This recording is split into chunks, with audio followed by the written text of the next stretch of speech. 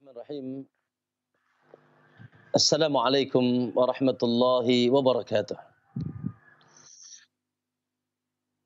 Innal hamdalillah nahmaduhu wa nasta'inuhu wa nastaghfiruh wa na'udzu billahi min shururi anfusina wa min sayyiati a'malina. May yahdihillahu fala mudhillalah wa may yudlil fala hadiyalah. Asyhadu an la ilaha illallah wahdahu la syarikalah wa asyhadu anna Muhammadan abduhu wa rasuluh.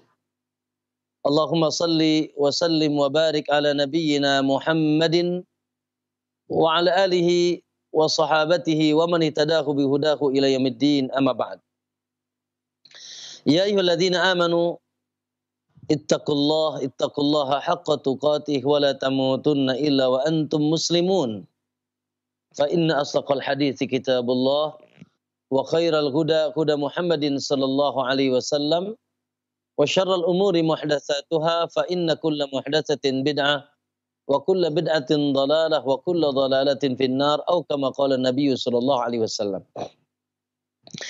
Ma'asyiral muslimin wal muslimah, bapak-bapak dan ibu-ibu, ikhwan dan akhwat di mana saja antum berada, dan seluruh kru radio dan TV Roja yang juga semuanya semoga dicintai, diberkahi dan dijaga oleh Allah Subhanahu wa taala. Tentunya alhamdulillah kita berbahagia, bersukacita, tersenyum dengan curahan rahmat Allah Subhanahu wa taala. Allah katakan kul bi fadlillahi wa bi rahmatihi fabidzalika falyafrahu. Katakanlah wahai Muhammad, dengan keutamaan dan rahmat Allah bergembiralah kalian. Tentu saja subhanallah, tidak ada keutamaan Allah di atas seluruh keutamaan, dan tidak ada rahmat Allah di atas seluruh rahmat yang membuat kita bahagia, bersukacita dunia dan akhirat, kecuali tatkala Allah Subhanahu wa taala memudahkan kita jalan menuntut ilmu. Memudahkan kita jalan talabul ilm. Naam, yang dengan itu kita akan baik di dunia, karena hanya dengan ilmu kehidupan kita di dunia akan bercahaya. Sehingga kita mengetahui jalan Allah Subhanahu wa taala dengan sempurna yang harus kita lalui ya sampai kita bertemu dengan Allah. Dan dengan ilmu kita bisa mensucikan jiwa kita. Karena tidak ada pensuci jiwa, pembersih hati, yang dengan itu kita akan tumaknina, bahagia, kecuali dengan ilmu. Yuzakkihim wa yu'allimuhumul kitab wal hikmah. Begitulah dahulu Rasulullah sallallahu alaihi wasallam diutus untuk mensucikan jiwa-jiwa manusia dengan diajarkan kepada mereka Al-Qur'an dan Sunnah, Al-Kitab wal hikmah. Naam, alhamdulillah.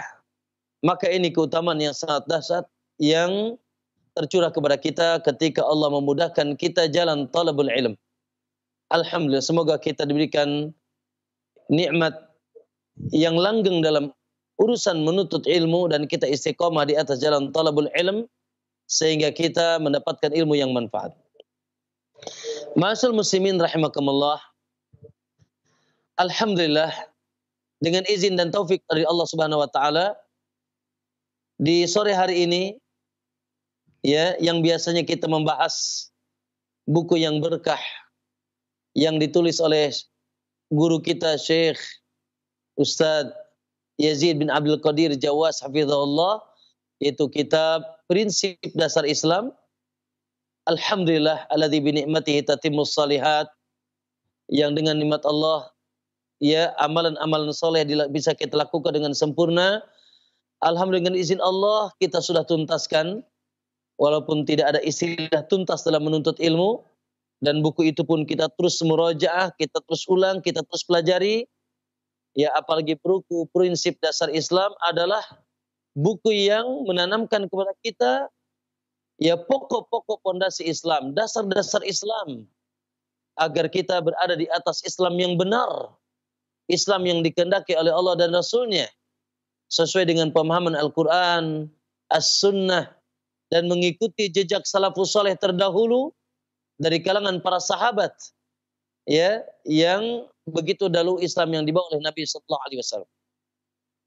Ma'asyiral muslimin rahimakumullah, ya, semoga insyaallah apa yang kita bahas atau yang kita telah bahas dari kitab yaitu prinsip dasar Islam menjadi amal soleh bagi kita semuanya dan penambah ilmu bagi kita semua, dan semoga insyaallah semakin menguatkan atau telah menguatkan yaitu keislaman kita, sehingga keislaman kita diterima oleh Allah Subhanahu wa taala, dan subhanallah kita jauh dari kesesatan-kesesatan yang merupakan fitnah akhir zaman.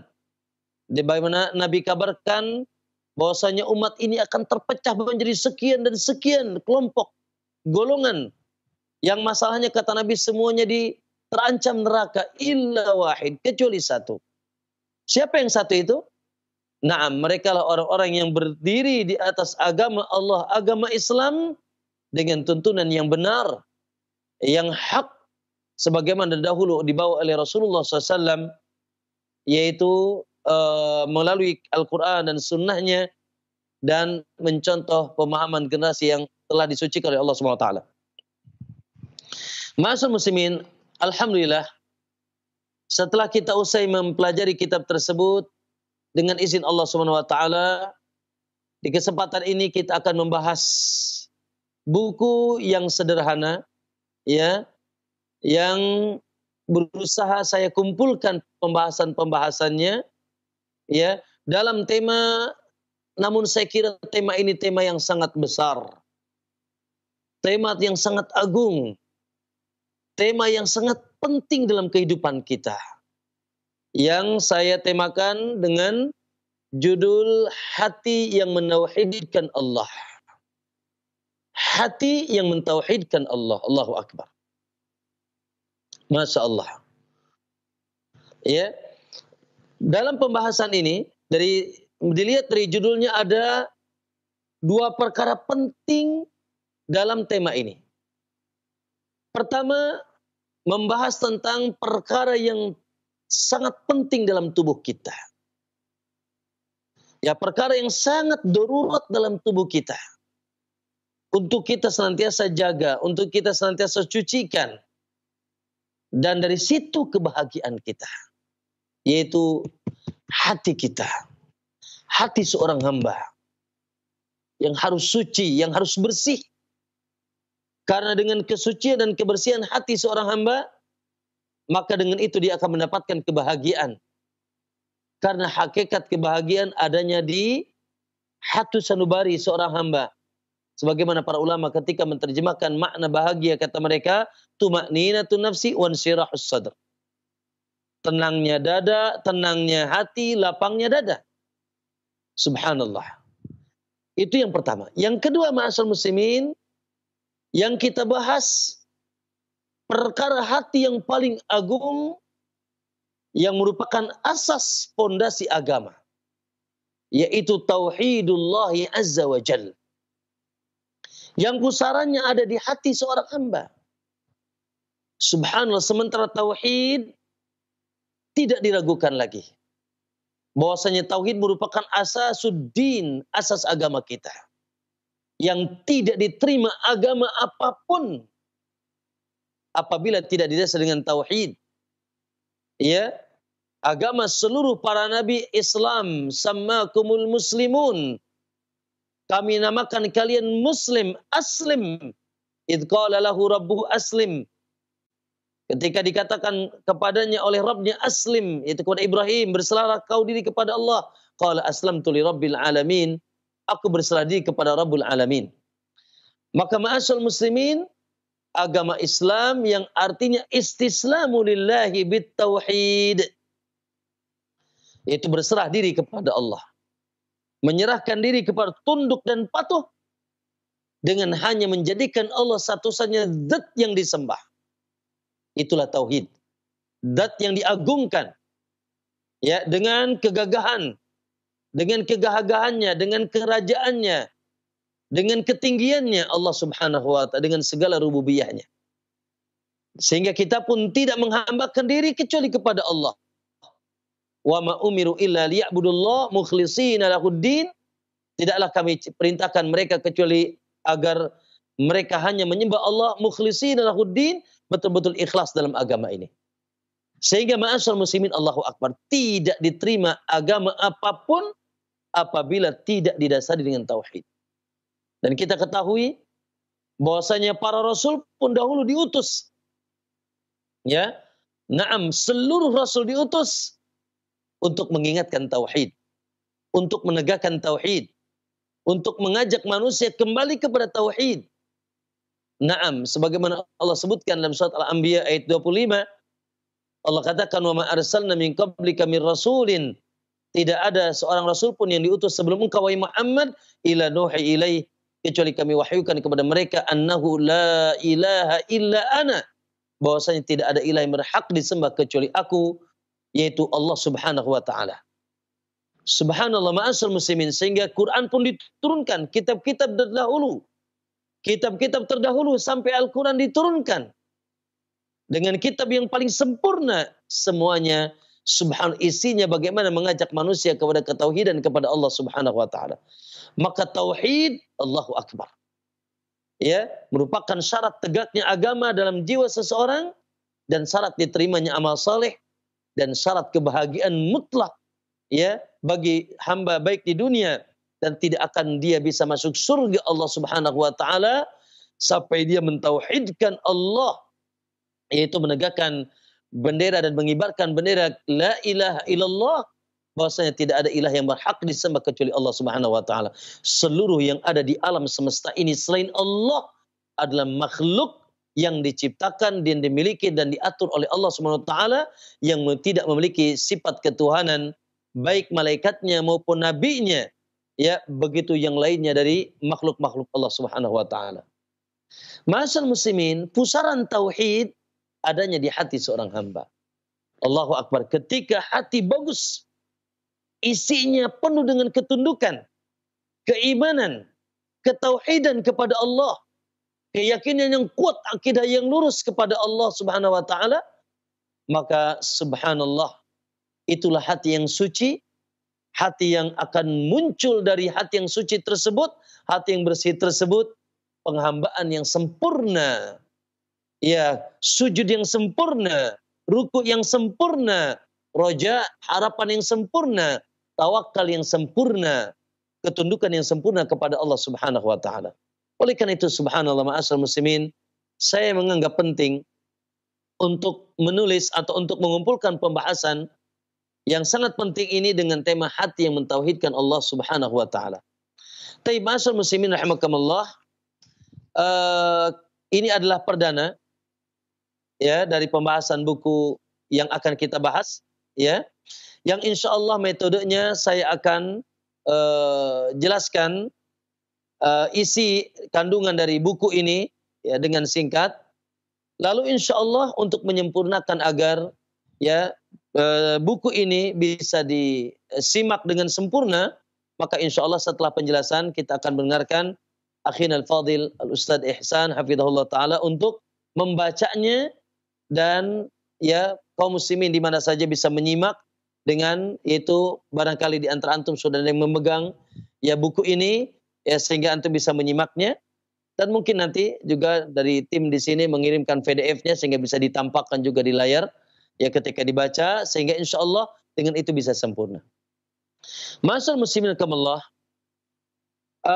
kita akan mengawali, barangkali saya kira penting untuk kita membaca muqaddimah atau membahas sedikit muqaddimah dari mulai halaman 3, ya, di mana subhanallah kami jelaskan di sini tentang bagaimana pentingnya hati dalam diri seorang hamba, dan ini tidak diragukan lagi bagi kita. Bahwasanya hati bagaikan raja, ya, bagaikan raja untuk seluruh tubuh kita. Apa yang dikatakan hati, itulah yang dilakukan. Apa yang dikatakan, apa yang ditahan oleh hati, maka tidak akan terjadi. Subhanallah. Maka putaran kebaikan dan keburukan seorang hamba ada pada hatinya. Ya, al-qalbu madarul khairi wa madarus salahi was sa'adati wal falah, begitu kata para ulama. Fid dunya wal akhirah. Bahwasanya hati merupakan ya sumber kebaikan, kesalehan, kebahagiaan baik di dunia maupun di akhirat. Ya, oleh karena itu Nabi Shallallahu alaihi wasallam ma'asyiral muslimin mengabarkan dalam hadis yang masyhur bahwasanya kata Nabi, ya, ala inna fil jasadi mudghah. Katakanlah bahwasanya dalam jasad seorang hamba ada ya segumpal daging yang kecil. Satu anggota tubuh yang sangat kecil, yang cukup kecil. Di mana kata Nabi, idza saluhal jasadu kullu. Apabila bagus hati seseorang hamba tersebut, maka seluruh amalan jasadnya akan baik. Sebaliknya apabila rusak hati seorang hamba, maka rusaklah seluruh yaitu amalan jasadnya. Oleh karena itu ma'asyiral muslimin, ya, dengan sederhana kita bisa menjawab ketika melihat seseorang, Masya Allah, begitu solehnya, begitu tunduknya kepada Allah, ya begitu istiqomahnya di atas yaitu tuntunan Rasulullah, begitu tinggi dan mulia akhlaknya. Kita katakan, kenapa sih, kok bisa simpulan demikian? Naam, jawabannya hatinya suci, hatinya bersih. Ya, lalu sebaliknya ketika ada seseorang, naudzubillah, ya, dia menyekutukan Allah, dia melakukan bid'ah dalam agama, menyimpang dari tuntunan Rasulullah SAW. Dia melakukan maksiat, naudzubillah. Yang satu minum khamar, yang satu berzina, yang satu memakan riba, yang satu senantiasa bertikai dengan saudaranya di atas keburukan akhlaknya. Ya, akhlaknya sangat buruk. Kenapa? Apa sebabnya? Hatinya kotor. Subhanallah. Ya, maka ma'asyiral muslimin rahimakumullah, itulah kondisi hati dalam tubuh seorang hamba.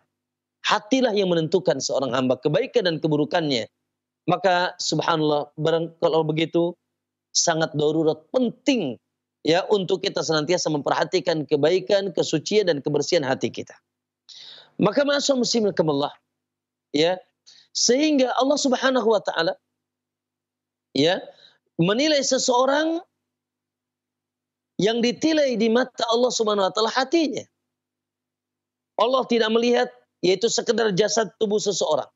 Dia kuat, dia besar, atau paras wajahnya, atau sekedar naudzubillah misalkan sekedar hartanya yang berlipat lah. Itu bukan penilaian Allah Subhanahu wa taala. Ya, sehingga kata Nabi SAW, innallaha la yanzuru ila suwarikum. Allah Subhanahu wa taala tidak menilai raut muka wajah kalian, paras kalian. Wala yanzuru ila wala ila ajsadikum wala ila amwalikum. Dan Allah tidak melihat kepada jasad dan harta kalian, walakin yanzuru ila qulubikum. Namun yang dilihat adalah hati kalian. Subhanallah, dalam hadis sahih dikutip Imam Muslim rahimahullahu taala. Maka penilaian Allah kepada seorang hamba, lihat Allah melihat hatinya, suci atau tidak, bersih atau tidak. Subhanallah, ya. Sementara kebahagiaan manusia pun ada di hatinya. Ya, kebahagiaan ada di dalam dadanya dengan tumakninah jiwanya, kelapangan dadanya, subhanallah. Ya, begitu juga ma'asyiral muslimin rahimakumullah, ya. Seseorang ketika beramal kepada Allah, maka diterima dan tidak amalnya tergantung pula dengan hatinya. Makanya subhanallah, amalan-amalan dohir ini, dari sholat, dari puasa, dari zakat, dari amalan-amalan yang lain, subhanallah juga tergantung dengan hati. Kekuatan diterimanya oleh Allah sesuai dengan kekuatan hatinya. Ketika betul-betul hatinya ikhlas, ya, betul-betul hatinya penuh dengan keikhlasan kepada Allah, cinta dan takut kepada Allah, maka amalnya akan diterima setelah mengikuti tuntunan Nabi SAW. Sebaliknya, subhanallah, ketika amalnya bagus, tapi hatinya kosong dari kecintaan, kosong dari rasa takut, kosong dari keikhlasan kepada Allah, maka sebagus amalnya, sebagus apapun amalnya tidak akan diterima di sisi Allah SWT. Maka di sini ya pusaran diterima atau ditolaknya hati kita.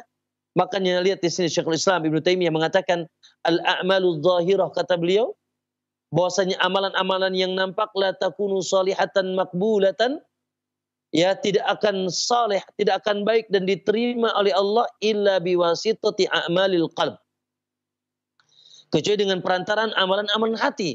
Fa innal qalba malik, Sesungguhnya hati adalah raja, wal a'dha'u junuduhu, sementara yaitu anggota badan yang lainnya adalah tentara-tentaranya. Fa in khabithal malik khabitha junuduh. Maka apabila rajanya buruk, maka ya seluruh anggotanya, tentaranya ikut buruk. Subhanallah. Ya, bahkan amalan hati merupakan asas. Asas diterima atau ditolaknya amal seorang hamba. Ya, Al-Imam Ibnu Qayyim lihat katakan di halaman 4, ya kata beliau a'malul qulubi al-asl, adalah amalan yang merupakan amalan pokok amalan hati, al-muradu wal maksud, yang merupakan tujuan yang kita gapai.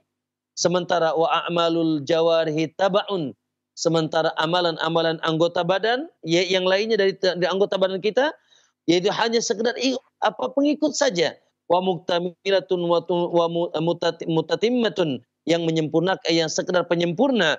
Wa anna niyyah bi manzilati ruh, sementara niat dalam amalan kita kedudukannya seperti ruh, dan niat tempatnya dalam hati. Subhanallah. Ya, maka kedudukan besar dan kecilnya amal dan diterima dan tidak diterimanya amal tergantung dengan hatinya. Wal amalu bi manzilatil jasad. Ya, bahwasanya niat ya merupakan kedudukannya seperti ruh, adapun amal seperti jasad. Maka ini ya dikatakan oleh Imam Ibnu Qayyim, dan itu hak. Ya, subhanallah. Oleh karena itu, kalau kita perhatikan subhanallah, al-Islam, agama kita ini, agama yang tidak dipisahkan dari hati. Bahkan kekuatan agama seseorang tergantung hatinya. Bahkan tingkatan Islam tertinggi ya itu dilihat dari sisi hati seorang hamba. Makanya ketika subhanallah hadis Jibril yang kita ketahui, tatkala Nabi SAW didatangi Jibril, lalu Jibril pertama kali tentang Islam, kemudian tentang iman, tentang ihsan, di mana ini adalah tingkatan agama kita. Bahwasanya sebagaimana Syekh Muhammad bin Abdul Wahab mengatakan, al-Islamu salasatu maratib. Salatu maratib, bahwasanya Islam itu ada 3 tingkatan.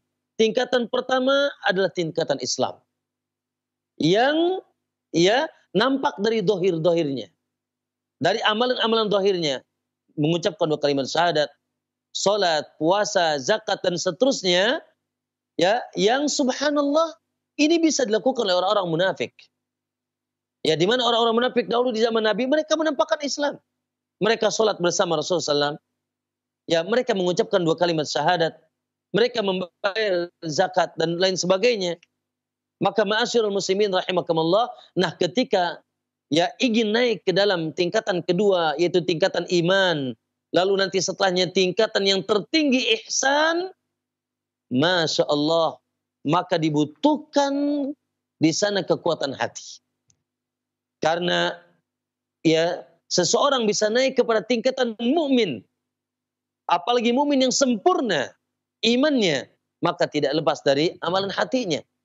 Dengan kekuatan yakinnya, kekuatan yaitu percayanya dengan Allah, dengan malaikatnya, dengan kitab-kitabnya, dengan rasulnya, dengan hari kiamatnya, dengan takdir qada dan qadar Allah Subhanahu wa taala.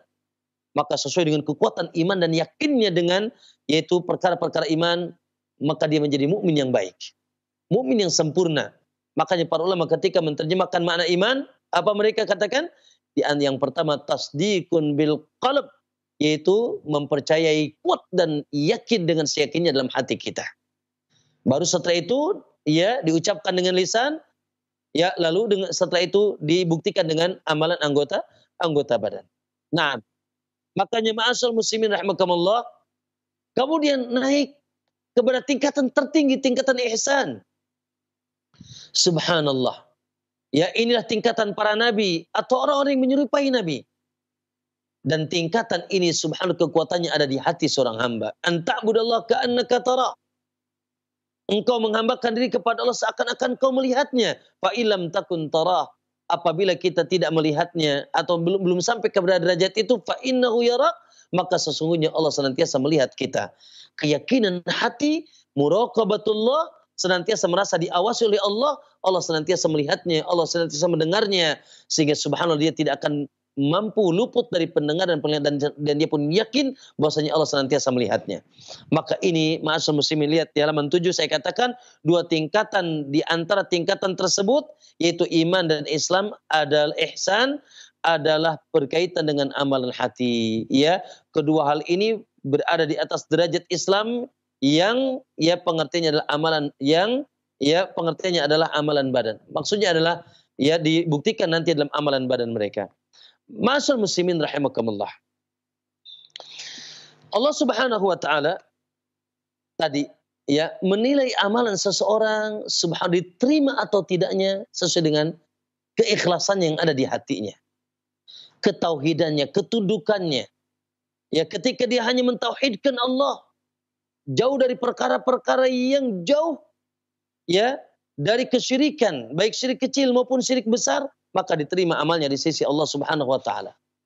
Sebaliknya tatkala amalan-amalan anggota badan ya tidak bebas dari perkara noda-noda jiwa, noda-noda hati yang sangat buruk, yaitu kesyirikan, menyekutukan Allah baik dari syirik besar maupun syirik kecil, maka tidak diterima oleh Allah Subhanahu wa taala.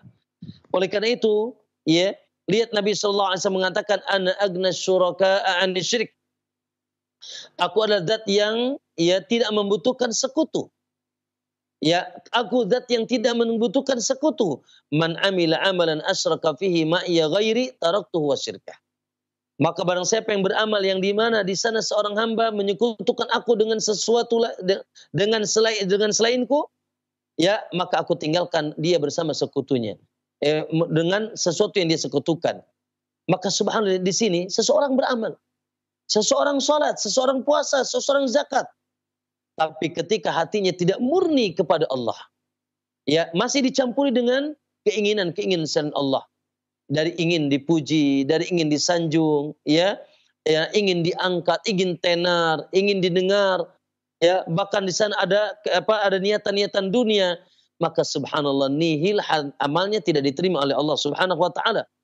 Maka ma'asyiral muslimin, ya begitulah pentingnya kedudukan yaitu hati dalam ibadah seorang hamba. Apalagi ma'asyiral muslimin di sana kekuatan ibadah seseorang tergantung juga dengan kekuatan yaitu ma'rifahnya dengan Allah Subhanahu wa taala. Seseorang ketika sangat mencintai Allah, mengenal Allah dengan nama dan sifatnya, ya, dan dia mengetahui bahwasanya Allah senantiasa akan membalas perbuatan dan amal solehnya, dan Allah senantiasa melihat dan mendengarnya, maka dia akan semangat beribadah kepada Allah Subhanahu wa taala. Ya, kemudian sebaliknya ketika dia merasa takut dengan Allah, ada khasyah, ya, ada rahbah, ada rasa takut yang kuat kepada Allah Subhanahu wa taala dan takut dengan adabnya, dengan iqabnya, maka dia berusaha untuk lari dari larangan-larangan Allah Subhanahu wa taala. Dia tidak berani melakukan perbuatan-perbuatan yang ya dilarang oleh Allah Subhanahu wa taala.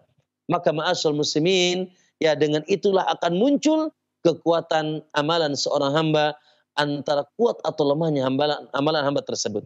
Maka ma'asyiral muslimin rahimakumullah, ya, maka di sini pentingnya sekali lagi yaitu kesucian hati seorang hamba, khususnya dari perkara yang paling yaitu buruk di sisi Allah, yaitu asyirku billah, mendolimi Allah Subhanahu wa taala. Kemudian ma'asyiral muslimin, termasuk amalan kita, ya, dari sisi diterima secara sempurna atau tidak sempurnanya, ya juga tergantung dengan apa yang di hati kita.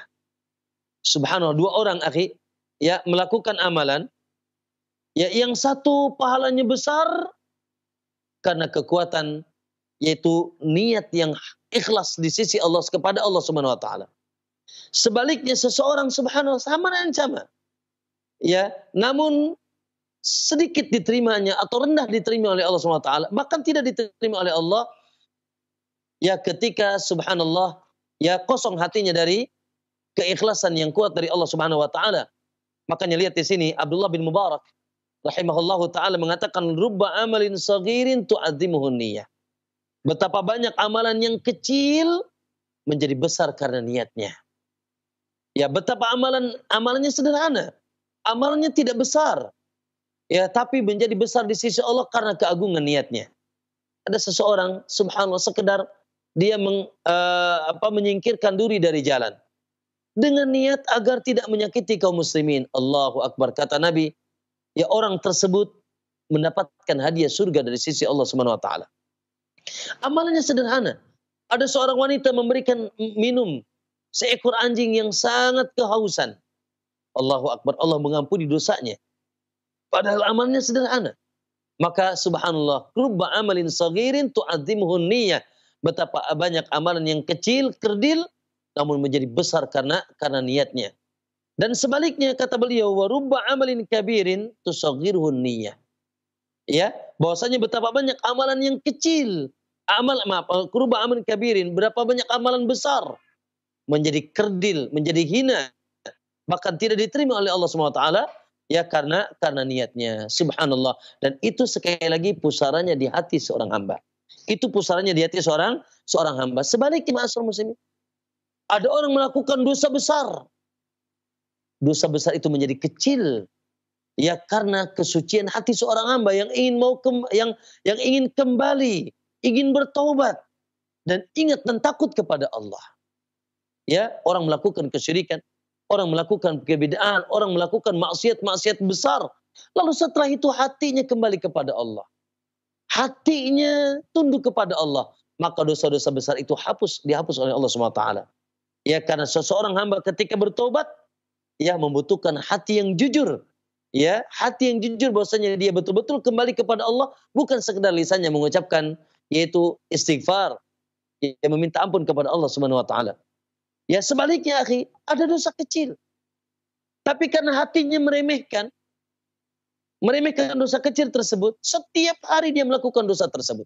Dengan menganggap ini kan dosa kecil, santai-santai saja, remeh, tidak besar di sisi Allah, ya maka subhanallah, ya dosa yang kecil ini menjadi besar, ya karena dia remehkan. Maka di mana pusarannya?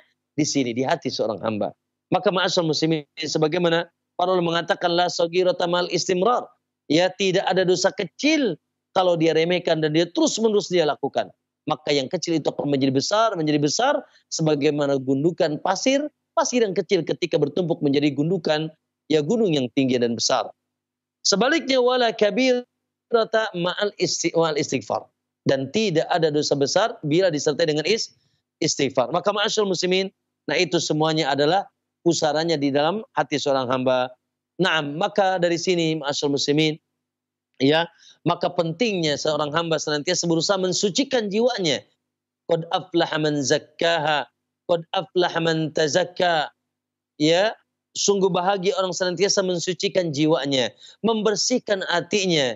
Innallaha yuhibbut tawwabin wa yuhibbul mutatahhirin. Allah sungguh mencintai orang-orang yang kembali kepada Allah dan senantiasa mensucikan jiwanya, mensucikan dirinya. Perkara yang paling utama untuk kita sucikan adalah hati kita. Karena subhanallah, pusaran seluruh kebaikan dan sebaliknya pusaran seluruh keburukan yaitu berpusat di hati seorang hamba.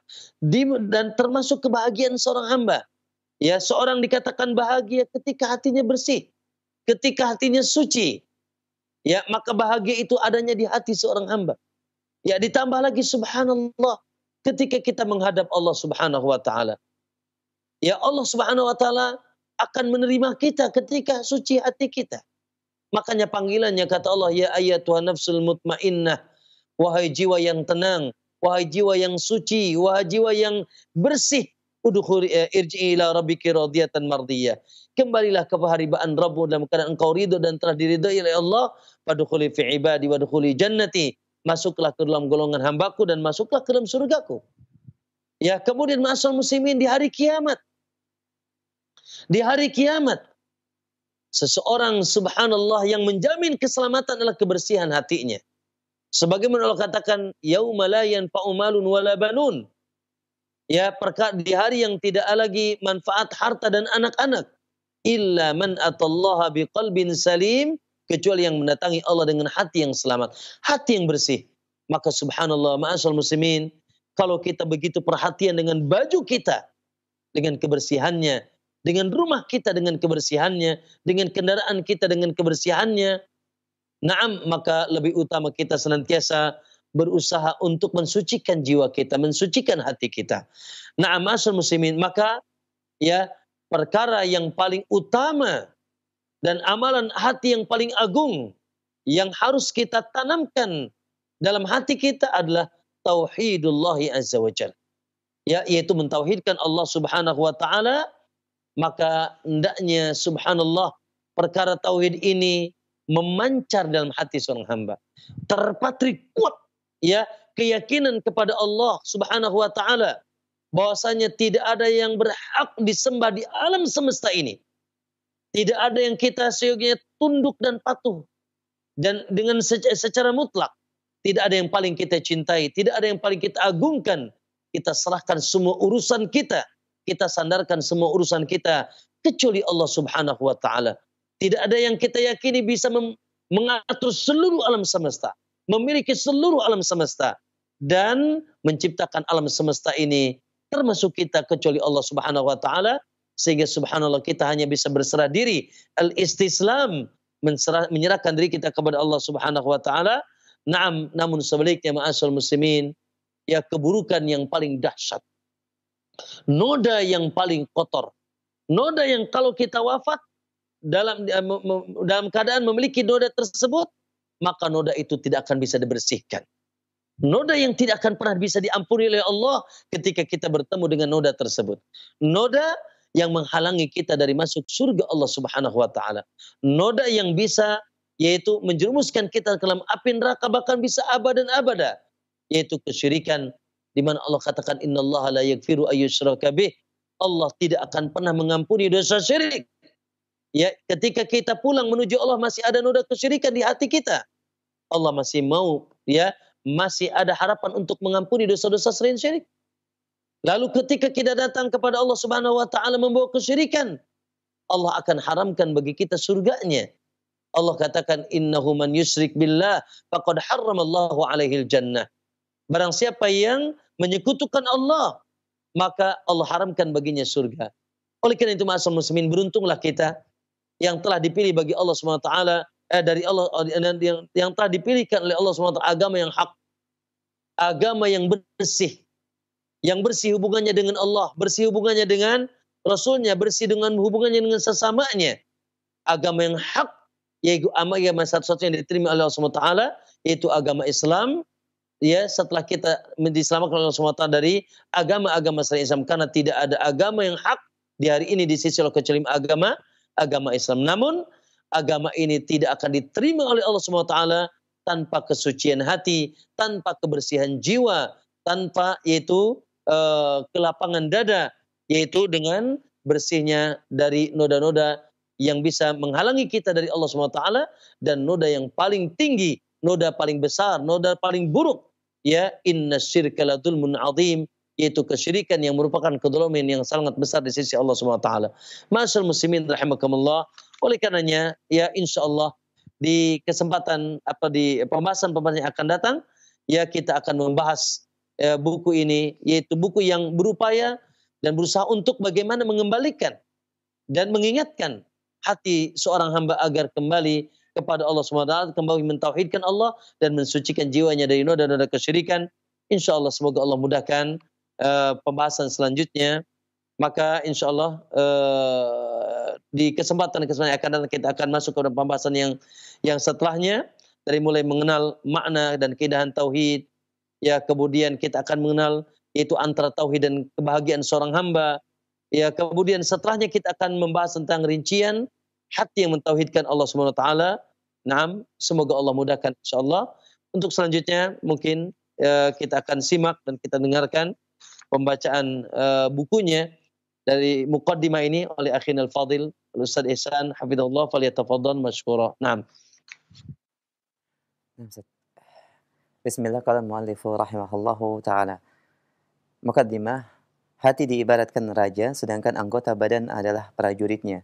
Bila rajanya baik, akan baik pula urusan para prajuritnya. Dan bila buruk, demikian pula urusan para prajuritnya. Oleh sebab itu dalam Islam, amalan hati memiliki kedudukan yang agung. Bisa dikatakan, pahala dari amalan hati lebih besar daripada amalan badan. Sebagaimana dosa hati lebih besar daripada dosa badan. Oleh karena itu, kita dapati bahwa dosa kufur dan kemunafikan lebih besar daripada dosa zina, riba, minum khamar, judi, dan seterusnya. Hati adalah standar kebaikan amalan badan. Ia ibarat pemimpin bagi badan. Baiknya hati akan berpengaruh pada baiknya amalan badan. Sebaliknya, buruknya hati akan berpengaruh pada buruknya amalan badan. Rasulullah sallallahu alaihi wasallam bersabda, "Ala wa inna fil jasadi mudghah, idza saluhat saluhal jasadu kulluh, wa idza fasadal jasadu kulluh, ala wa hiyal qalbu." Ketahuilah, sesungguhnya di dalam tubuh manusia terdapat segumpal daging. Jika ia baik, seluruh tubuh baik. Jika ia rusak, seluruh tubuh juga rusak. Ketahuilah, segumpal daging itu ialah hati. Hadis riwayat Muslim. Syekhul Islam Ibnu Taimiyah rahimahullahu taala menegaskan, al-amalu dhahiratu la takunu salihatan makbulatan illa biwasitatin a'malil qalbi, fa innal qalba malikun wal a'dha'a junuduh, fa idza khabithal maliku khabithat junuduh. Amalan badan tidak akan diterima tanpa perantara amalan hati, karena hati adalah raja, sedangkan anggota badan ibarat prajuritnya. Bila sang raja buruk, maka akan buruk pula seluruh prajuritnya. Majmu' al-Fatawa, Al-Imam Al-Qayyim rahimahullahu ta'ala mengatakan, a'malul qulubi hiyal aslul muradi wal maqsudi wa a'malul jawarih tabi'un wa mukamilatun mutammimatun wa anna niyata bimanzilati ruh wal amala bimanzilatil jasad bada'iul fawaid. Amal-amal hati adalah pokok maksud dan tujuan, sedangkan amalan fisik mengikuti dan menyempurnakannya. Bahwasanya niat tempatnya pada ruh, sementara amal tempatnya pada fisik. Begitu pula, kita mengenal bahwa agama ini memiliki 3 tingkatan. Tingkatan pertama yaitu Islam, kemudian di atasnya ada iman, kemudian di atasnya lagi ihsan, sebagaimana dijelaskan dalam hadis Jibril dari Umar bin Khattab radhiyallahu ta'ala anhu berkata, "Bainama nahnu julusun inda Rasulillah sallallahu alaihi wasallam zata yaumin, idh tala alaina rajulun shadidu bayadi thiyabi, shadidu sawadi syar, la yara alaihi atharus safar, wa la ya'rifuhu minna ahad." Hatta jalasa ila Nabi sallallahu alaihi wasallam fasnada rukbatayhi ila rukbatayhi wa wada'a kaffayhi ala fakhidayhi wa qala ya Muhammad akhbirni anil Islam. Faqala Rasulullah sallallahu alaihi wasallam al-Islamu an tashhada an la ilaha illallah wa anna Muhammadar Rasulullah wa tuqimus shalah wa tutiyaz zakah wa tasumma Ramadan wa tahujjal baita in istata'ta ilaihi sabila. Qala sadaqta fa ajibna lahu yasaluhu yusaddiquhu. Qala fa akhbirni anil iman. Qala an tu'mina billah wa malaikatihi wa kutubihi wa rusulihi wal yawmil akhir wa tu'mina bil qadari khairihi wa syarrihi. Qala sadaqta. Qala fa akhbirni anil ihsan. Qala an ta'budallaha ka'annaka tarah fa in lam takun tarahu fa innahu yarak. Suatu hari ketika kami duduk di dekat Rasulullah sallallahu alaihi wasallam, tiba-tiba datang seorang laki-laki yang mengenakan baju yang sangat putih dan berambut sangat hitam bersih. Tidak ada bekas-bekas perjalanan jauh orang asing, dan tak seorang pun di antara kami yang mengenalnya. Kemudian, dia duduk di hadapan Nabi sallallahu alaihi wasallam, lalu menempelkan kedua lututnya kepada lutut beliau, dan meletakkan kedua telapak tangannya di paha beliau sallallahu alaihi wasallam, sambil berkata, "Wahai Muhammad, beritahukanlah kepadaku tentang Islam." Rasulullah sallallahu alaihi wasallam menjawab, "Islam adalah kamu bersaksi bahwa tidak ada Tuhan yang berhak disembah selain Allah dan bahwa Muhammad adalah utusan Allah. Kamu mendirikan salat, menunaikan zakat, puasa Ramadan, dan pergi haji jika mampu." Kemudian dia berkata, "Engkau benar." Kami semua heran. Dia yang bertanya, dia pula yang membenarkan. Kemudian dia bertanya lagi, "Beritahukanlah kepada aku tentang iman." Kemudian Rasul bersabda, "Kamu beriman kepada Allah, malaikat-malaikatnya, kitab-kitabnya, rasul-rasulnya, dan hari akhir. Dan kamu beriman kepada qadar yang baik maupun yang buruk." Dia berkata, "Engkau benar." Kemudian dia berkata kembali, "Beritahukanlah kepadaku tentang ihsan." Maka beliau menjawab, "Ihsan adalah kamu beribadah kepada Allah seakan-akan kamu melihatnya. Dan jika kamu tidak merasa demikian, maka ketahuilah bahwa dia melihatmu." Hadis riwayat Muslim. Syekh Abdul Muhsin Al-Abbad hafizahullahu taala, ahli hadis dari kota Madinah, menerangkan saat membahas hadis di atas, "Fadarajatu thalatha, awwaluha darajatul Islam, thumma taliha darajatul iman, thumma taliha darajatul ihsan, wa kullu darajatin akmal min ad-darajati allati qablaha, wa kullu darajatin dakhilatan fil lati qablaha, fa kullu mu'minin muslim, wa kullu muhsinin mu'min wa muslim. Lianna darajatul ihsan hiya darajatul kamal, wa aqallu minha darajatul iman wa aqallu minhuma darajatul Islam. Tingkatan agama ini ada 3. Pertama Islam, kemudian iman, lalu ihsan. Setiap tingkatan lebih sempurna dari tingkatan sebelumnya dan setiap tingkatan masuk dalam cakupan tingkatan sebelumnya. Dengan demikian setiap mukmin adalah muslim dan setiap muhsin adalah mukmin dan juga muslim. Karena tingkatan ihsan adalah tingkatan paling sempurna, kemudian di bawahnya ada iman dan di bawahnya lagi ada Islam. 2 tingkatan di antara tingkatan-tingkatan tersebut, yaitu iman dan ihsan, adalah berkaitan dengan amalan hati. Kedua hal ini berada di atas derajat Islam yang pengertiannya adalah amalan badan. Apabila Islam disebutkan bersamaan dengan iman, masing-masing memiliki pengertian berbeda. Islam adalah amalan badan, sedangkan iman adalah amalan hati. Bukti selanjutnya, bahwa amalan hati lebih besar nilainya daripada amalan badan adalah pokok-pokok atau pondasi agama ini terletak pada amalan hati. Contohnya, cinta kepada Allah dan Rasul-Nya, tawakal, raja, yaitu rasa harap, khasyah, rasa takut disertai ilmu, ikhlas, sabar, syukur. Majmu' al-Fatawa juz 5 halaman 10. Dalam hadis qudsi disebutkan di mana Rasulullah sallallahu alaihi wasallam meriwayatkan dari Rabb-Nya, Allah Subhanahu wa taala berfirman, "Ana aghna syuraka an syirki, faman 'amila 'amalan asyraka fihi ma'i ghairi taraktuhu wa syirkah." Aku paling tidak butuh kepada sekutu. Barang siapa mengerjakan suatu amalan dalam keadaan menyekutukan aku dengan selainku, maka aku tinggalkan dia bersama dengan sekutunya. Hadis diriwayatkan Imam Bukhari dan Muslim.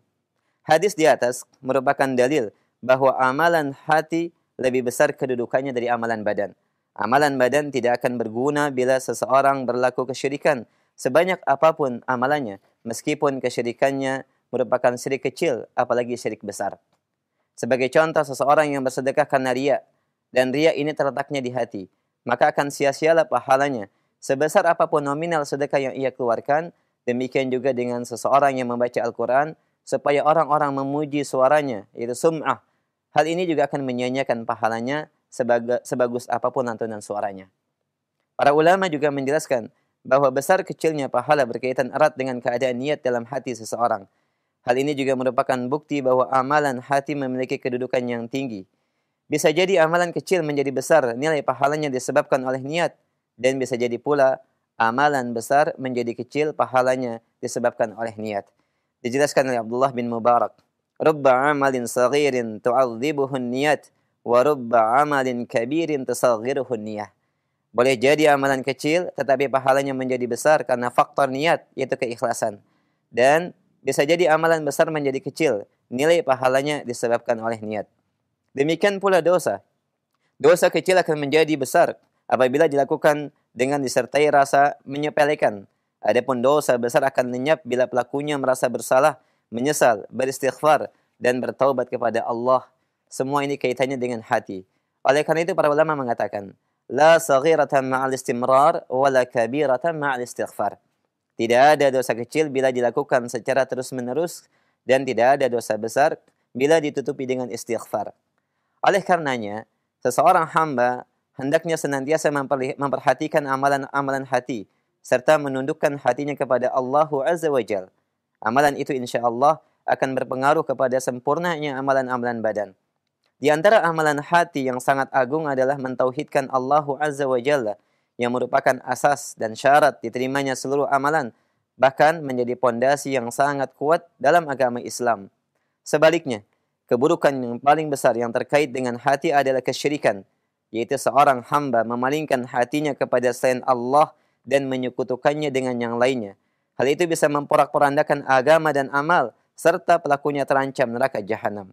Selain dengan lisan dan anggota badannya, seorang hamba bisa terjerumus ke dalam kesyirikan dengan hati. Bahkan kesyirikan lisan dan anggota badan umumnya tidak lepas dari kesyirikan hati. Kesyirikan hati ini terkadang tidak disadari oleh seorang hamba, sehingga banyak sekali terjadi. Bukan hanya di kalangan orang awam, tetapi terjadi juga bahkan di kalangan orang-orang yang dianggap alim atau berilmu. Di antara kesyirikan hati adalah riya, ujub, sum'ah, cinta, takut, tawakal, raja, inabah, dan lain sebagainya. Oleh karenanya penulis merasa berkepentingan untuk mengumpulkan pembahasan seputar kesyirikan hati dalam satu buku yang bertemakan hati yang mentauhidkan Allah. sebagai bentuk nasihat untuk diri sendiri, keluarga, dan seluruh kaum muslimin. Semoga buku ini bermanfaat dan menjadi ladang pahala dan kebaikan di dunia dan di akhirat. Amin ya rabbal alamin. Nah, tafadhal. Itu mungkin alhamdulillah yang telah kita simak dari apa yang ditulis dalam buku ini. Semoga semakin menambah jelas insyaallah dari pembahasan kita. Nah, mungkin itu yang bisa disampaikan di sore hari ini. Mungkin masih ada sesi tanya jawab. Silakan Aisan, tafadhal. Khair pendengar dan pemirsa Raja TV, alhamdulillah setelah penjelasan dan syarah dari mukaddimah yang disampaikan oleh Ustaz Fakhruddin Numan, kita beralih ke sesi tanya jawab. Dan kami berikan kesempatan secara langsung di line telepon bagi Anda yang ingin bertanya, kami persilahkan dalam pembahasan akidah tauhid dari kitab judul yaitu Hati yang Mentauhidkan Allah Subhanahu wa taala. Baik, kita berikan kesempatan via telepon, silahkan. Halo.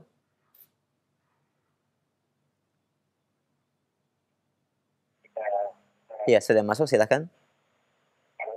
Assalamualaikum warahmatullahi wabarakatuh. Waalaikumsalam warahmatullahi wabarakatuh. Dengan siapa Bapak, di mana? Saya Pak Junaidi ini. Silakan Pak Junaidi, silakan.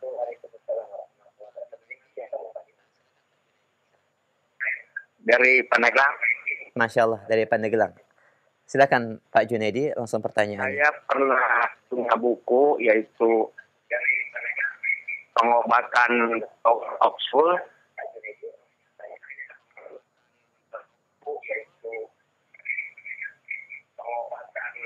Pertanyaannya Pak? Yang saya tanyakan itu bisa mengobati segala macam penyakit, yaitu bisa mengobati segala macam penyakit. Yang saya baca di buku itu yaitu tidak tanpa obat, tanpa injeksi. Buku itu yaitu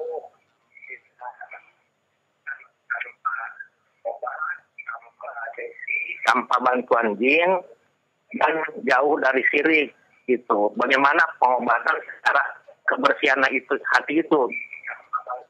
Baik. Baik Pak Junaidi, itu saja pertanyaannya Pak. Apakah bisa berobat cara itu gitu? Baik.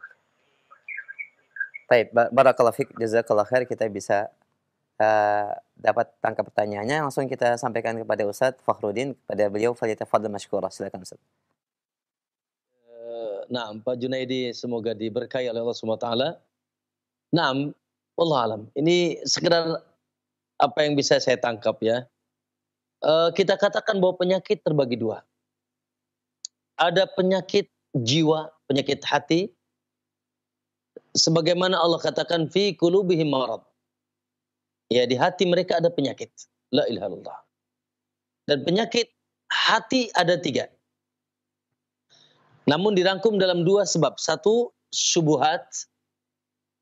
Penyakit syubhat disebabkan oleh syubhat, yaitu kekeliruan memahami agama. Sehingga terjerumus kepada 2 dosa atau 2 kotoran noda hati. Pertama, asyirku billah, menyekutukan Allah. Ya. Yang kedua adalah melakukan amalan-amalan ibadah di luar tuntunan Nabi yang dikenal dengan bid'ah. Ini disebabkan penyakit namanya syubhat. Ya. Na'udzubillah, manusia tersesat. Ya, terjerumus kepada kesyirikan-kesyirikan, bahkan sebenarnya tidak sedikit manusia terjerumus kepada kesyirikan namun menganggap itu agama. Orang-orang berbondong-bondong maaf ke kuburan wali-wali tertentu. Ya, lalu mereka mengharapkan hajat-hajat mereka terkabul di sana, dan mereka anggap itu sebuah agama, bagian daripada agama. Subhanallah ya. Ada sebagian orang yang bahkan menggantungkan ketawakalannya kepada barang-barang tertentu. Ya, yang kita kenal dengan jimat atau wafak. Ya, namun dikaitkan dengan agama. Ya, bahkan mereka menganggap itu bagian daripada agama. Subhanallah. Bahkan tidak sedikit kesyirikan, percaya dengan barang-barang tertentu, ya, dibungkus dengan nama agama. Ya, subhanallah. Ini akhirnya mereka terkena syubhat. Atau orang-orang yang melaksanakan ibadah, semangat ibadah, tapi tidak menggunakan tuntunan Nabi Shallallahu Alaihi Wasallam. Ya, tidak berdasarkan dalil, contoh, tuntunan, bimbingan Rasulullah SAW.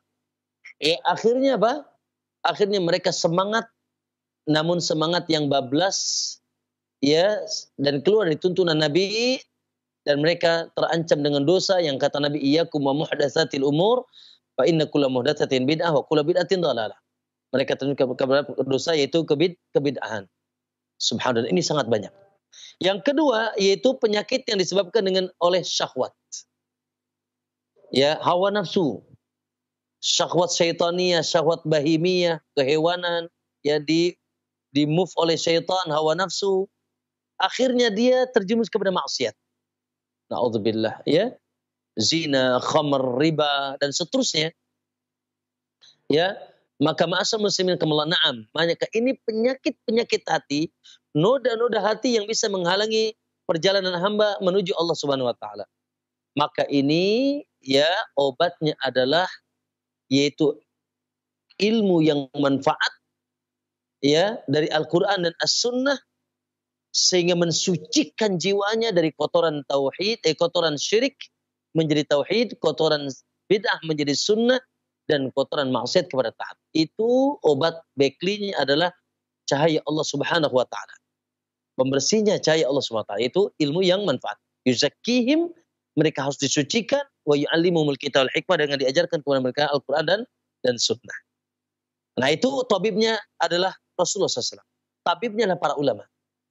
Ya, kalau penyakitnya hati, makanya kata Ibnu Qayyim, fa amma tibbul qulub fa musallamun ila rusul. Adapun penyakit hati maka diserahkan kepada para rasul. Itu tabibnya Rasul dan para ahli waris atau para pewaris Rasulullah SAW, itu para ulama.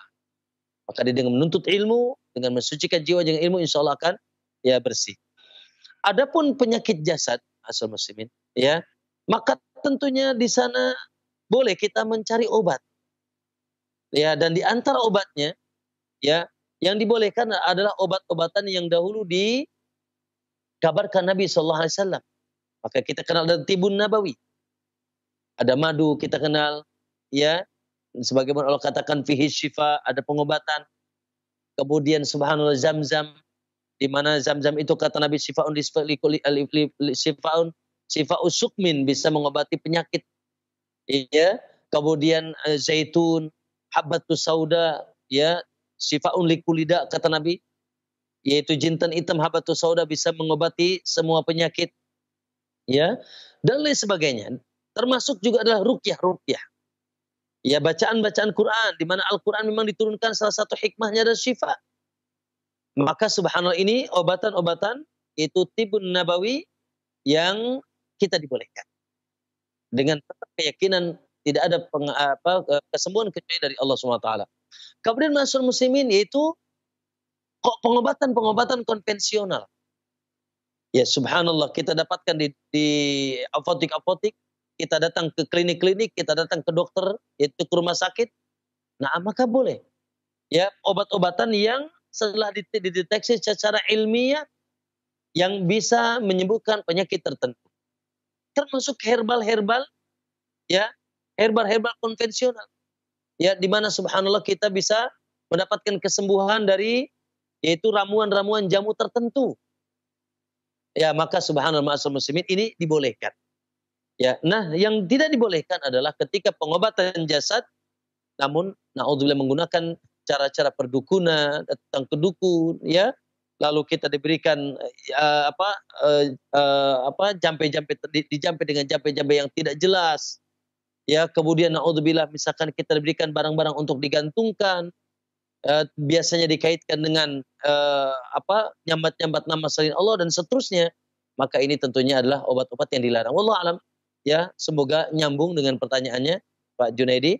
Ya, intinya bahwasanya setiap penyakit ada obatnya, tinggal penyakitnya penyakit apa? Penyakit hati, maka obatnya adalah ilmu yang manfaat dari Rasulullah dan pewarisnya. Adapun obat badan, ya, ada obat tibun nabawi dan ada obat yaitu konvensional. Naam, ya, maka selama obat itu dihalalkan dalam agama kita dan dengan cara yang disyariatkan dalam agama kita, maka dibolehkan insyaallah untuk menjadi wasilah penyembuhan kita. Naam, wallahu a'lam. Alhamdulillah. Nah, Ustaz, jazakumullah khair atas jawaban dan penjelasannya. Barakallahu fiik. Demikian Pak Junaidi di Pandeglang. Dan semoga ini menjadi jawaban yang bermanfaat bagi pertanyaan yang antum sampaikan. Barakallahu fiik. Kami angkat pertanyaan yang kedua. Masih di line telepon. Kita angkat kembali penanya kedua. Silakan. Halo. Iya, silakan, sudah masuk. Assalamualaikum. Waalaikumsalam warahmatullahi. Dengan siapa di mana? Ibu Yati di Kalimantan Selatan. Yati di Kalimantan Selatan. Silakan pertanyaannya, Ibu. Oh, ini Pak Ustaz, saya ini kan tidak bisa membaca, tidak hafal yang namanya wirid-wirid itu. Jadi kalau habis sholat cuma membaca surah-surah pendek, baru berdoa. Setelah berdoa saya mau baca astagfirullah bisa 500 atau selawat, atau habis itu baru tahlil. Nah, apa itu termasuk bidah ya Ustaz? Ibu ritual biasa baca setiap selesai sholat wajib ya Bu ya? Iya, tidak hafal tidak hafal apa ini wirid-wirid itu, tidak hafal. Jadi saya cuma membaca surah-surah pendek, habis itu baru berdoa, baru baca istighfar, selawat sama tahlil. Baik, Cuma kita itu bisa dapatkan pertanyaannya. Itu saja Ibu. Apa itu termasuk beda atau enggak, Pak? Baik. Barakallahu fiik. Kita akan simak jawabannya, Bu. Jazakallah khair. Barakallahu fiik. Enam. Silakan Ustaz. Semoga Allah jaga Ibu dan senantiasa semangat ya menambah ilmu yang manfaat ya, yang bersumber dari sumbernya yang asli, yaitu Al-Qur'an dan Sunnah sesuai dengan tuntunan Nabi SAW.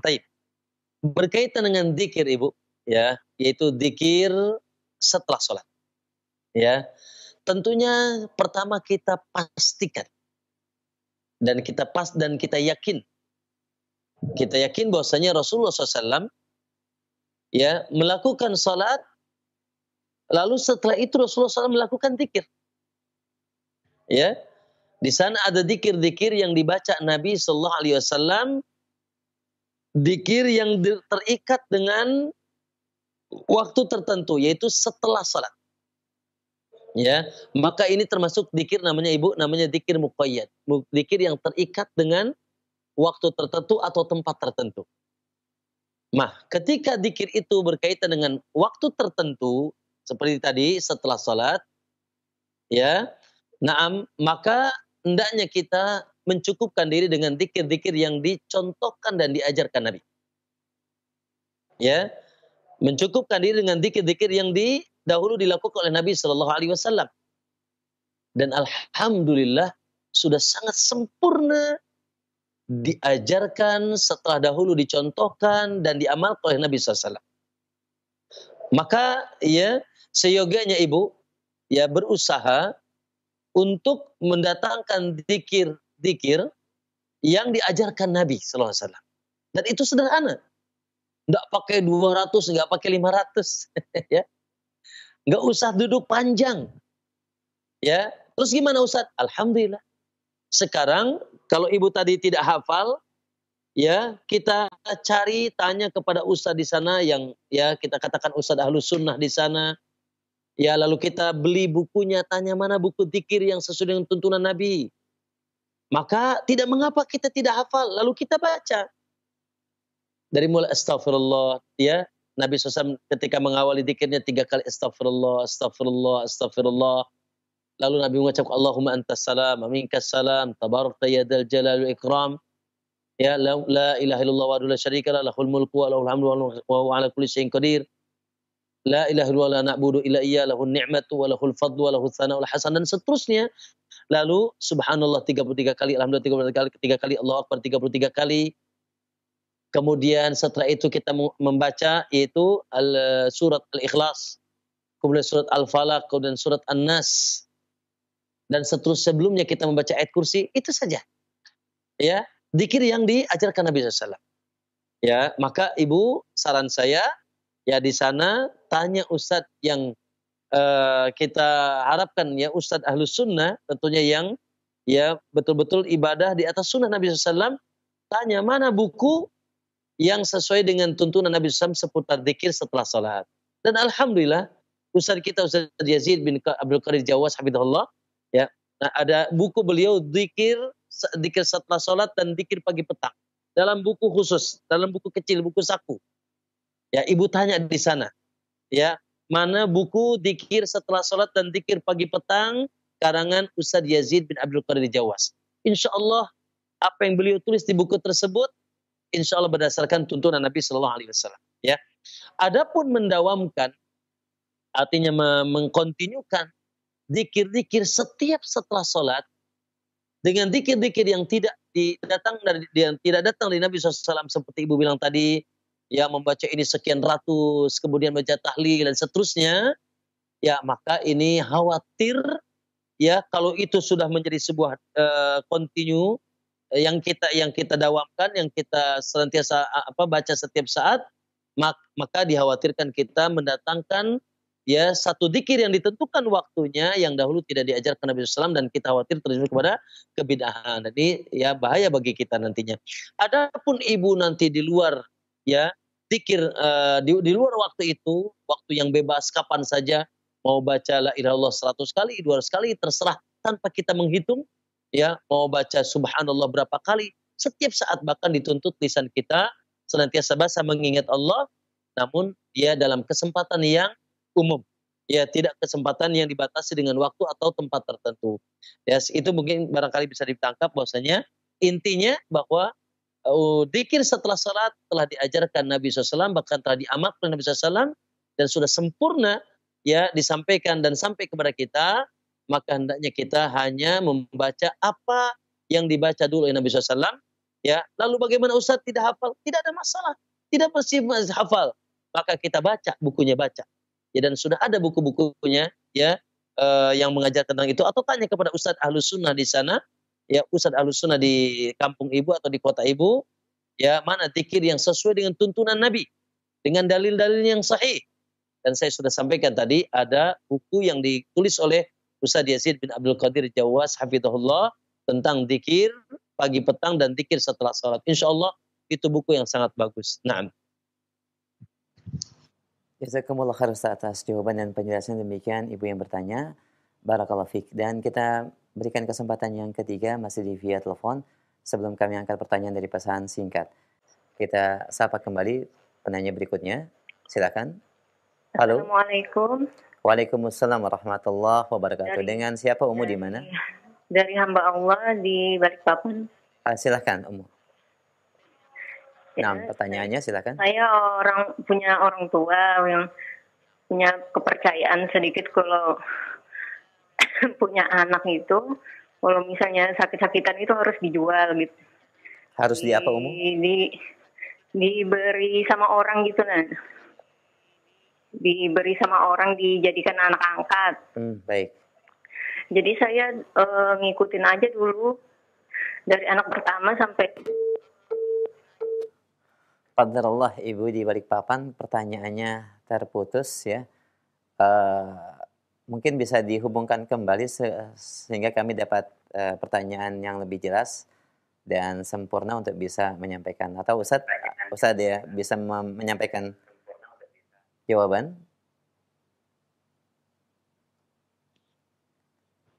Baik Ahsan. Baik, barakallahu fiik. Silakan Ustaz. Barakallahu fiik. Pertanyaan atau ibu yang bertanya yang semoga dirahmati Allah Subhanahu wa taala. Naam. Semoga sepotong pertanyaan bisa kita tangkap dari maksud yang ditanyakan seputar yaitu anggapan. Ya. Ketika terjadi sesuatu pada anak lalu dikaitkan kejadian sesuatu dengan perkara lain. Contoh, maaf ya, kalau di sekitar sini, ya kalau ada anaknya sakit terus, ya anaknya sering sakit maka diganti namanya. Ya, tadinya Soleh menjadi Khalid misalkan. Ya, katanya ini tidak cocok nama ini, akhirnya diganti namanya. Ya, Kemudian atau ya misalkan subhanallah keyakinan sebagian ketika sakit terus ya akhirnya dipakaikan benang hitam di benang hitam di leher anaknya yang dikenal dengan tamimah di zaman Nabi SAW. Ya dengan keyakinan bahwasanya benang tersebut bisa menyembuhkannya. Nah, ini keyakinan ya di antara keyakinan. Nah, mungkin salah satunya adalah keyakinan di mana agar tidak sakit terus ya, lalu keyakinannya diberikan ke orang lain dulu atau diadopsi orang lain dulu. Maka ma'asyiral muslimin ini khawatir kita terjerumus bahkan bisa terjerumus kepada satu keyakinan yang ya keluar dari ketauhidan kepada Allah yang dikenal dengan tatayyur. Yang dikenal dengan tatayyur yaitu menganggap sial sesuatu. Dari keyakinan itu kita melakukan sesuatu. Tadi itu. Ya, anak sering sakit diganti namanya. Anak sering sakit maka digalungkan benang hitam di lehernya.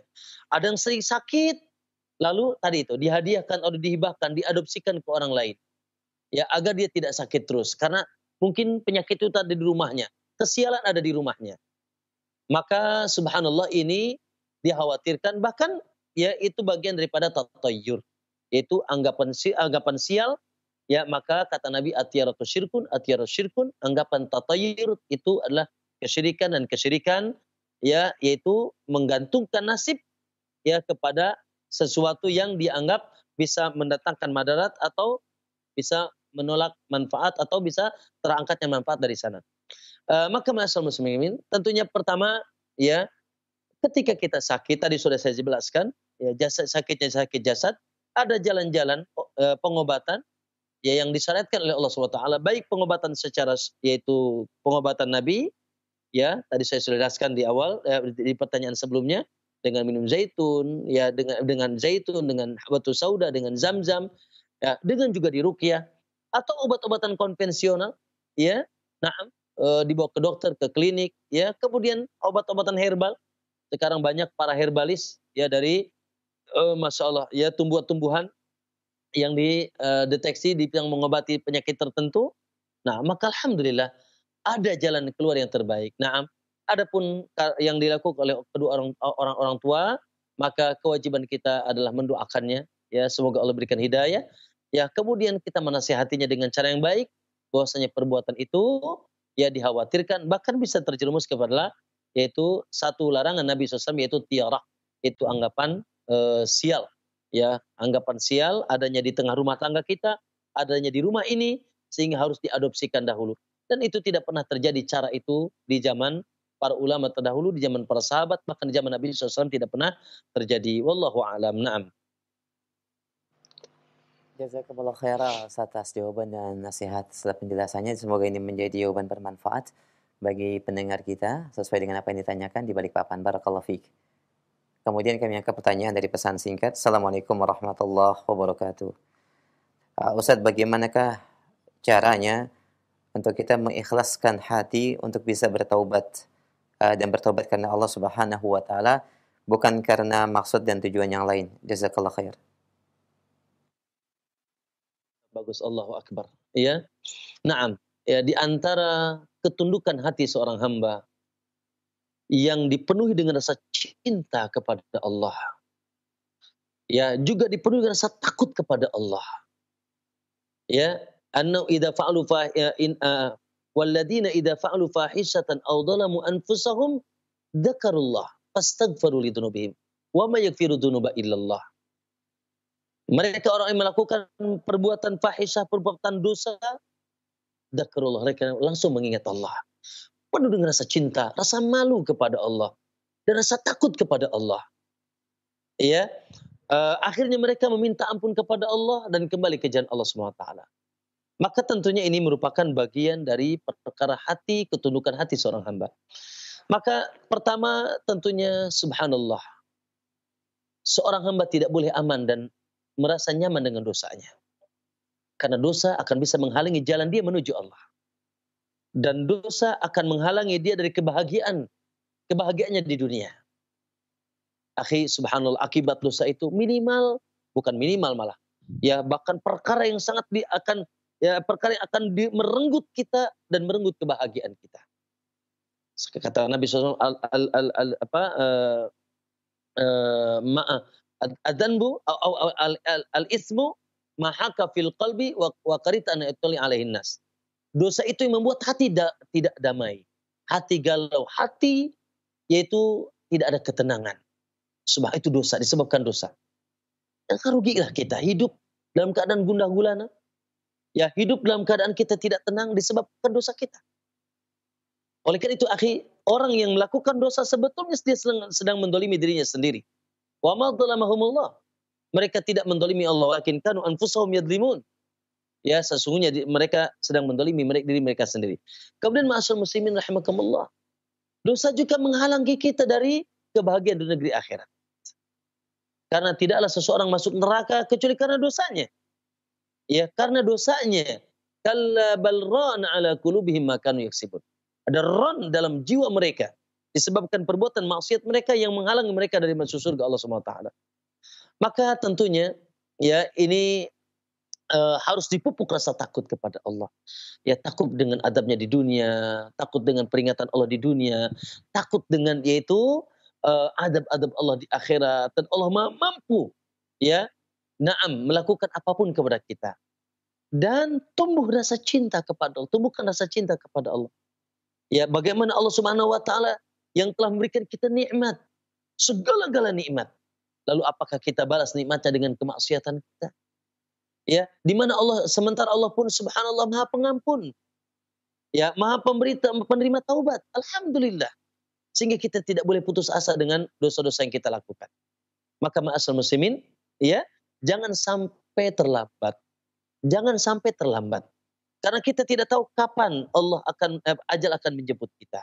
Sementara taubat, ya, ketika apabila matahari sudah muncul dari barat atau napas sudah sampai gorgoroh tenggorokan, maka Allah tidak akan terima lagi. Sementara akhir ketika kita pulang membawa dosa, belum membersihkan jiwa dari dosa, maka subhanallah tunggu tanggal yaitu kebinasaan dan keburukan kita. Maka hendaknya kita lebih baik bersih di sini dan dibersihkan jiwa kita di sini di dunia lebih mudah daripada kita harus dibersihkan di negeri akhirat. Maka tentunya sekali lagi tumbuhkan ya rasa cinta yang kuat kepada Allah, rasa takut yang tinggi kepada Allah, rasa malu dengan Allah Subhanahu wa taala. Kalau kita malu melakukan dosa di depan orang-orang mulia di tengah kita, maka Allah lebih mulia daripada mereka. Kita harus lebih malu kepada Allah Subhanahu wa taala dan kita bersyukur kepada Allah. Ya, di antara tanda syukur kita menggunakan nikmat-nikmat, segala nikmat Allah dalam perkara yang diridhoi Allah Subhanahu wa taala. Bagaimana kita tidak malu? Allah kasih nikmat, kasih nikmat, kasih nikmat, lalu kita semakin jauh dari Allah. Bahkan nikmat itu digunakan dalam perkara yang Allah tidak Allah ridhoi. Maka ini sebuah kenistaan. Makanya ma'asyiral muslimin, ya Allah sangat suka dan senang ya hamba-hambanya yang mau kembali kepada Allah, orang yang mau bertobat kepada Allah, berapapun amalnya Allah tidak akan yaitu menyia-nyiakan hamba yang mau bertobat kepadanya. Allah akan ampuni dosanya. Qul li ibadilladzina asrafu la taqnatu min rahmatillah innallaha yaghfiru dzunuba jami'an. Katakanlah kepada hamba-hambaku yang telah melampaui batas, jangan putus asa dengan yaitu rahmat Allah. Allah mengampuni seluruh dosa walaupun segumpal bumi dosa kita. Lalu kita meminta ampun dan beristighfar ya kepada Allah, Allah akan mengampuni dosa kita. Alhamdulillah, Dia adalah Arhamur Rahimin, sangat sayang kepada kita. Allah ingin kita bersih, Allah ingin kita suci, dan Allah ingin kita bercahaya, Allah ingin kita lurus, dan Allah ingin kita masuk surga. Makanya dibuka jalan-jalan menuju yaitu jalan tersebut, salah satu jalan taubat dan kembali ke jalan Allah SWT sebelum yaitu tutup saatnya, maka bersegeralah untuk kita bertobat. Nah, Jazakumullah khair atas jawaban dan nasihatnya, barakallahu fiik. Kita angkat kembali pertanyaan yang berikutnya dari pesan singkat. Assalamualaikum warahmatullahi wabarakatuh. Ya Ustaz, saya dalam beramal lebih cenderung melakukan karena sebab takut kepada Allah Subhanahu wa taala dan azabnya. Adapun rasa cinta saya kepada Allah tidak terlalu dominan. Bagaimana menyikapi hal ini Ustaz? Mohon nasihatnya dari pendengar kita, pemirsa di Jambi. Barakallahu fiik. Pertanyaan yang sangat bagus. Nah, perlu kita beramal ya karena kita takut kepada Allah dengan khauf ya, sehingga kita takut untuk meninggalkan larangan Allah, meninggalkan perintah Allah. Takut kalau perintah kita amalan tersebut tidak sempurna. Takut kalau kita terjerumus kepada larangan-larangan Allah. Naam, karena di balik larangan Allah ketika kita lakukan akan ada adab Allah SWT. Namun tentunya rasa takut ini harus diimbangi dengan rasa harapan dan cinta. Ya, harapan kepada Allah, kita berharap dengan surga. Berharap dengan ampunan Allah Subhanahu wa taala. Berharap hidayah, berharap Allah angkat derajat kita. Ketika kita pun semangat. Ya, semangat melaksanakan ketaatan itu kepada Allah Subhanahu wa taala, dan itu tentunya juga tidak lepas dari kecintaan kita kepada Allah. Makanya Allah katakan walladzina amanu, dan adapun orang yang beriman di atas kekuatan imannya asyaddu hubban lillah, sangat cinta kepada Allah. Nah, maka di sini harus seimbang. Bahkan ketika kita beramal soleh, rasa cintanya harus kita pupuk lebih utama. Ketika kita mau bermaksiat, rasa takutnya dimunculkan lebih utama. Namun secara umum dua-duanya harus seimbang. Ya, harus seimbang supaya kalau takut terus nanti kita pesimis. Ya, kalau hanya cinta lalu kita nanti meremehkan. Makanya cinta dan takut harus kita pupuk bersama, ya. Nah, maka lalu bagaimana menimbulkannya? Ya, menimbulkan rasa cintanya kepada Allah. Tentunya pertama senantiasa mengingat nikmat-nikmat Allah. Udhkuru nikmat Allah, udhkuru nikmat Allah. Dari mulai kita diciptakan, lalu kita lihat Masya Allah mata kita, telinga kita, kita bernafas, kita dapat rizki, dapat istri, dapat keluarga, dapat pekerjaan. Siapa yang memberikan? Wa ma bikum min nikmatin fa minallah. Fa bi ayyi ala'i rabbikum tukadziban. Nikmat apa lagi yang kita dustakan? Ingat-ingat nikmat Allah. Yang kedua, mengingat kesempurnaan Allah. Ya, kesempurnaan penciptaannya. Kesempurnaan sifatnya, kesempurnaan nama-namanya yang indah.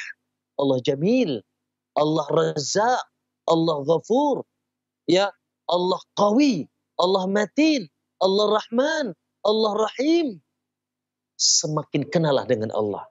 Dan cara yang ya sangat bagus dan baik dan utama untuk mengenal Allah, mengenal nama-nama dan sifatnya.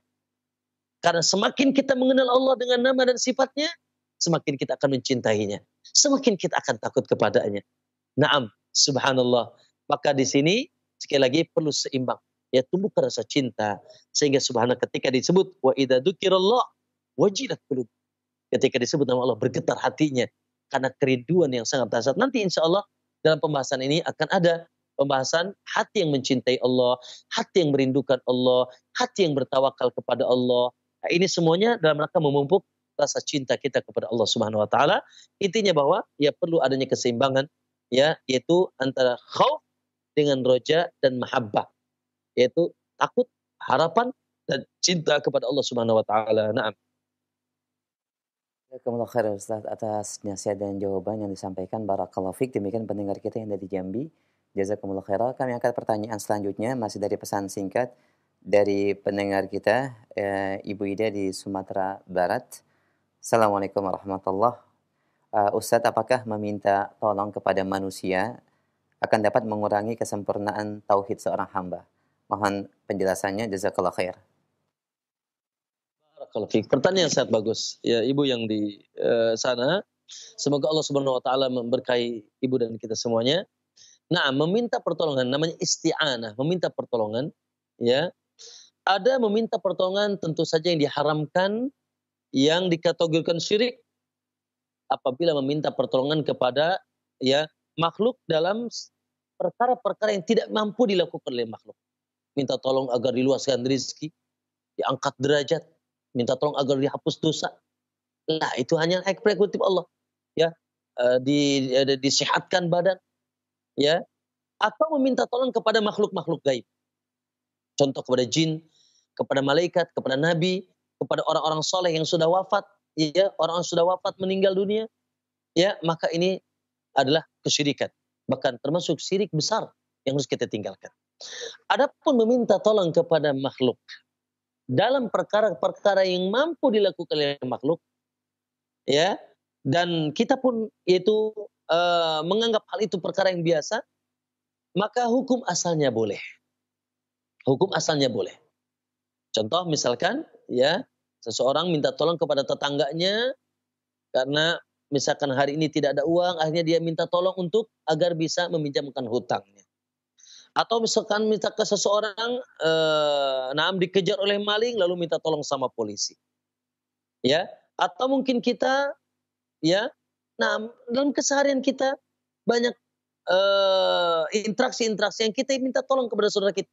Tolong angkatkan beban sesuatu, ya minta tolong kepada tetangga, ya agar untuk ini dan itu dan seterusnya. Ini dibolehkan. Maka ini bukan termasuk syirik, hanya saja usahakan kita tidak minta tolong kepada makhluk walaupun dalam urusan dibolehkan, kecuali karena hajat dan kebutuhan kita. Dan yang tidak bisa kita dapatkan kecuali dengan meminta pertolongan kepada orang lain. Ya, adapun setiap saat kita minta tolong padahal kita mampu dan kita bisa, maka hendaknya kita tidak lakukan. Ya, hendaknya kita tidak lakukan, ya. Karena ya ketergantungan kepada manusia. Nabi SAW mengarahkan kita akan jangan sering minta kepada manusia, kecuali dalam hajat-hajat yang darurat, ya, bahasa kitanya celamitan, ya, apa-apa minta tolong. Sementara manusia ini keterbatasan, ibu-ibu, ikhwan sekalian, ya. Ada seorang mengatakan Allahu yaghdabu in tarakta su'alahu wa bani adam in tas'alhu yaghdabu. Ya, Allah tuh marah kalau kalian tidak minta tolong kepadanya. Sementara anak Adam kalau diminta tolong terus akan marah. Sebaliknya, karena hukum asal anak Adam itu bakhil, pelit dan susah untuk kita diminta tolong, ya.